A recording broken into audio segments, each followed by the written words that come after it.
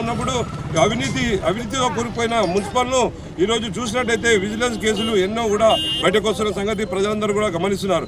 మా కౌన్సిల్ ఏదైతే 14 నుంచి 18 వరకు ఉన్నదో గజ్వేల్లో ఒక పర్మిషన్లకే కానీ స్టేట్లో మొత్తం ఎంక్వైరీ చేసి విజిలెన్స్ వాళ్ళు ఎంక్వైరీ చేస్తే 0% కమిషన్గా మాకు అవార్డు రావడం జరిగింది. తదనంతరము ఏర్పడినటువంటి కౌన్సిల్ అంతా కూడా అవినీతితో గజ్వేల్ ప్రజలందరూ కూడా గమనిస్తున్నారు.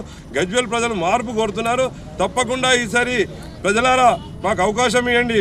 మేము ఒక విలువైన మున్సిపల్ను ఒక అవినీతి రహిత మున్సిపల్గా మేము గజ్వేల్ ప్రజలకు సేవలు అందిస్తామని కూడా తెలియజేస్తూ గతంలో 125 సెంట్రల్ ఫండ్ తోటి 125 కోట్లతోటి అండర్ గ్రౌండ్ డ్రైనేజీ మోడీ గారు శాంక్షన్ చేస్తే గజ్వేల్లో అది కంప్లీట్ అయినాక కేసీఆర్ గారు ఇంచుమించు 100 కోట్లతోటి సీసీ రోడ్లు వేస్తారని చెప్పి మోసం చేసిండు.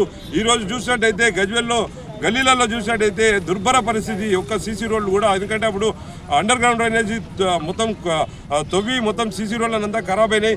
దానికి నిధులు ప్రత్యేకంగా ఇవ్వాలంటే వాళ్ళు ఇంతవరకు అవి కంప్లీట్ కాలేదు. ఇక ఇప్పుడు వచ్చిన 2.5 సంవత్సరాలుగా ఉన్నట్టు కాంగ్రెస్ ప్రభుత్వం, గత ప్రభుత్వం 180 కోట్లు డెవలప్మెంట్ ఫండ్ శాంక్షన్ అయి ఉంటే ఈ ప్రభుత్వం ఆ 180 కోట్లను కూడా మళ్లించడం జరిగింది. రేవంత్ రెడ్డి గారు ఎన్నో పర్యాయాలు అన్నారు 1000 కోట్ల రూపాయలు గతంలో తీసుకుపోయారు, గజ్వేల్కి ఒక్క పైసా ఇచ్చేయలేదని చెప్పి కూడా ముఖ్యమంత్రిగా ప్రకటన చేయడం కూడా జరిగింది.